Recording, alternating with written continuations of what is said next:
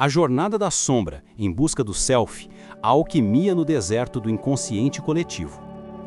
O enredo de Furiosa, uma saga Mad Max, apresenta-se como uma vasta narrativa arquetípica, uma odisseia moderna que mapeia a psique em seu estado mais primordial. A trama, centrada na perda do Éden verdejante, o lugar das mães, e no subsequente cativeiro no deserto árido de Immortal Joe, espelha a queda da consciência em um mundo de instinto e fragmentação.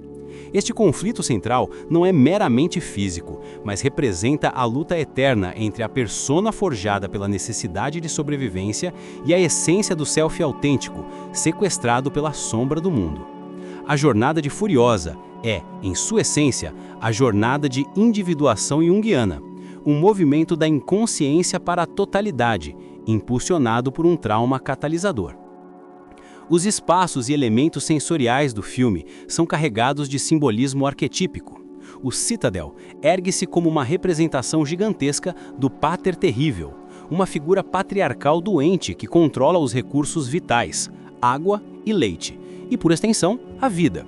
Sua arquitetura fálica e opressora contrasta brutalmente com o ventre da terra, o lugar das mães, um arquétipo do útero nutritivo e da mãe terra, que é o objetivo último da protagonista. As cores predominantes, o laranja enferrujado do deserto, o cromo brilhante e frio dos veículos e o branco pálido e poeirento da terra, pintam um inconsciente coletivo desvitalizado, um mundo onde o princípio ânima, a vida, a conexão, foi suplantado pela mecanização da existência. A exploração simbólica dos personagens, através das lentes junguianas, é evidente.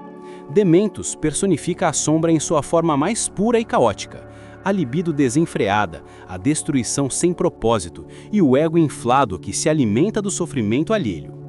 Immortan Joe, por sua vez, representa a sombra de forma ordenada e tirânica, o controle absoluto e a perversão da autoridade legítima, o rei tirano. Furiosa, antes de seu nome ser conquistado, opera inicialmente sobre uma persona de obediência e invisibilidade, uma máscara necessária para sobreviver. Entretanto, seu ânimos, o princípio masculino interno de ação, fúria e determinação, é constantemente ativado, guiando-a em sua busca. Jack, o preceptor, atua como uma figura de senex positivo, um mestre que auxilia na integração de habilidades e na confiança necessária para a jornada. A influência direta desses arquétipos sobre os personagens é o motor da narrativa. A sombra, na forma de Dementus, é o agente do trauma que incita a jornada, roubando a menina do seu self simbólico, o lugar verde. A persona de Furiosa é um escudo contra a sombra externa, o regime de Joe, mas é a luta para integrar sua própria sombra, a fúria vingativa e seu ânimos, a capacidade de guerrear que constitui seu desenvolvimento. O objetivo final, o retorno ao lugar das mães, é a busca pelo self, o centro unificador da psique, que reconcilia todos os opostos, masculino, feminino, violência e compaixão, persona e sombra. Esta narrativa ecoa profundamente mitos e contos universais. É uma clássica história de rapto e retorno, reminiscente do mito grego de Perséfone, raptada por Hades para o submundo. A jornada através do deserto perigoso lembra as provações de heróis em terras áridas, como Moisés ou os peregrinos em busca da terra prometida. A figura da heroína que se disfarça e se fortalece para se vingar e reencontrar seu lar é um tema arquetípico poderoso, conectando a narrativa a uma linhagem mitológica que fala à condição humana de perda, resiliência e busca pela redenção e completude. Contingências operantes na distopia pós-apocalíptica. Sobre a ótica do comportamentalismo radical, o ambiente do Wasteland é uma câmara de condicionamento gigantesca, onde as contingências operantes são desenhadas para manter um controle absoluto sobre a população.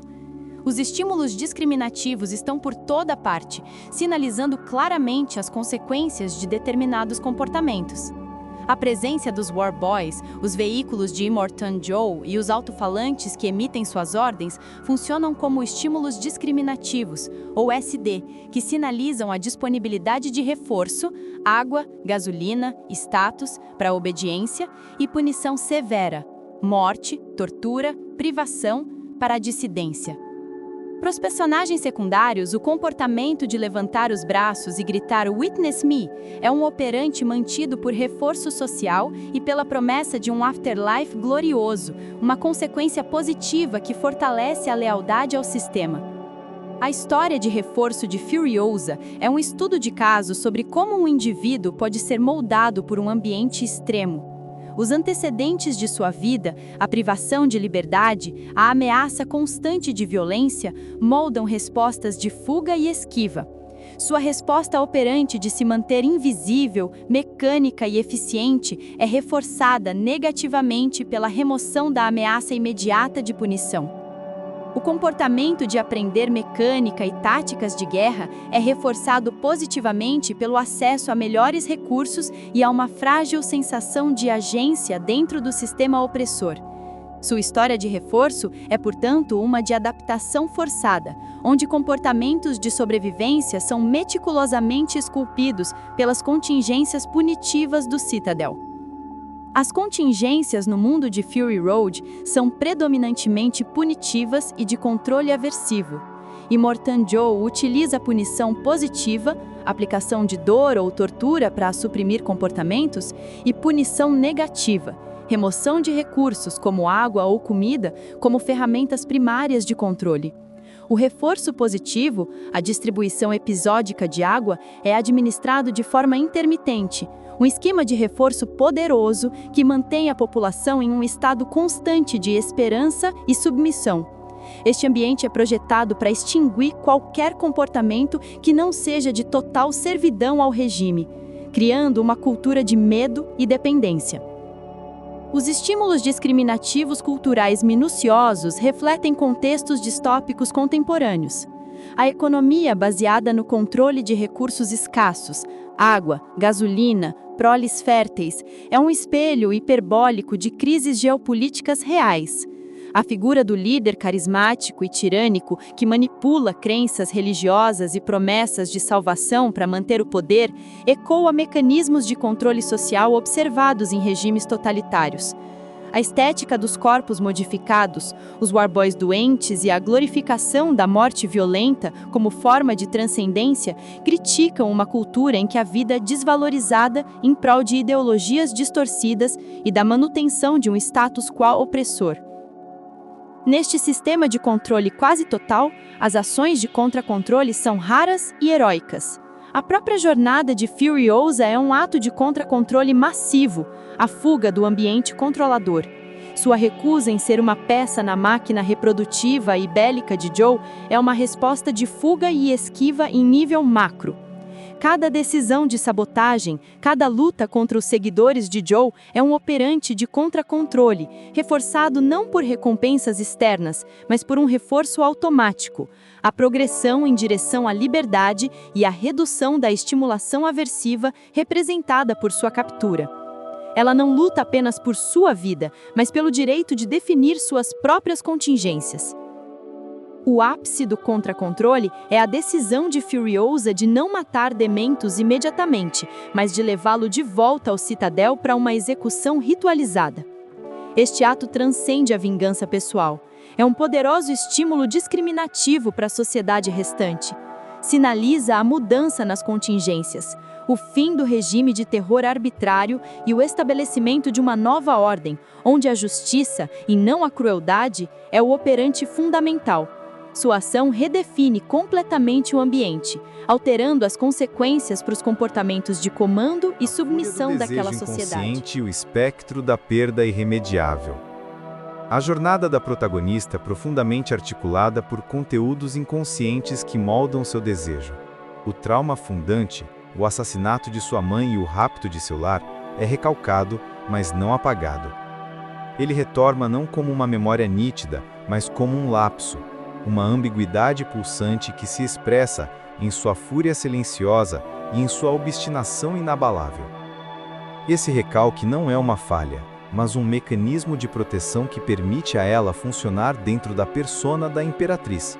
No entanto, ele se condensa no símbolo do pêssego, um objeto de desejo que representa tudo o que foi perdido e tudo o que deve ser reencontrado, deslocando a dor abstrata para um objetivo concreto e alcançável.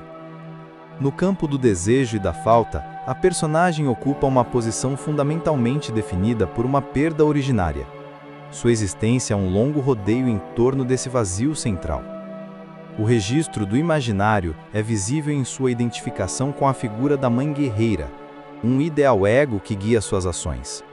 No registro simbólico, ela é inicialmente aprisionada pelo nome do pai de Immortan Joe, que dita a lei e a ordem do seu mundo.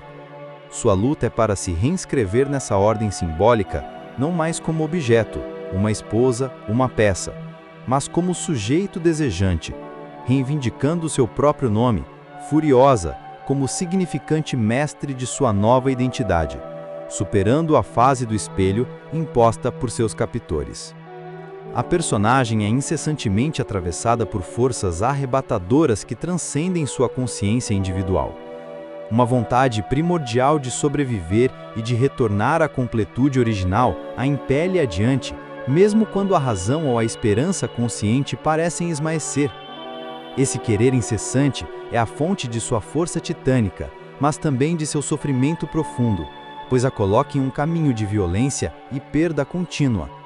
O limite trágico de sua condição é que a busca para preencher a falta originária a leva a replicar atos de violência, revelando que a força que a move é a mesma que alimenta o mundo que ela quer destruir. O desfecho de sua saga não é um happy end simplista, mas uma complexa negociação com essas forças. A vingança consumada não apaga o trauma. A morte de Dementos é um ato simbólico necessário, mas vazio. A verdadeira conclusão ocorre no momento em que ela ascende ao trono do Citadel, não como uma nova tirana, mas como uma líder que integrou suas experiências. Ela não nega mais sua fúria, sua sombra, mas a coloca a serviço de uma nova ordem.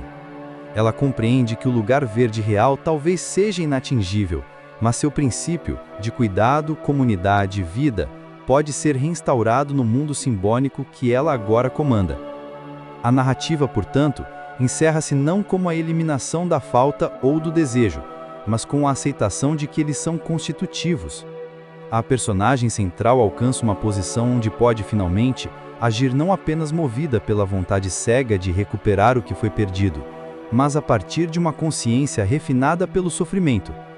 Ela assume o lugar do outro, não para repetir seu controle despótico, mas para reescrever as regras do desejo coletivo, oferecendo à sua sociedade a possibilidade de um futuro onde a lei não seja mais baseada na privação e no medo, mas em uma tentativa de reparação, ainda que imperfeita, da perda irremediável que fundou aquele insano não está em reencontrar a paz perdida, mas em transformar a própria fúria em força criadora, ainda que cada novo começo carregue inevitavelmente a cicatriz da violência que o precedeu.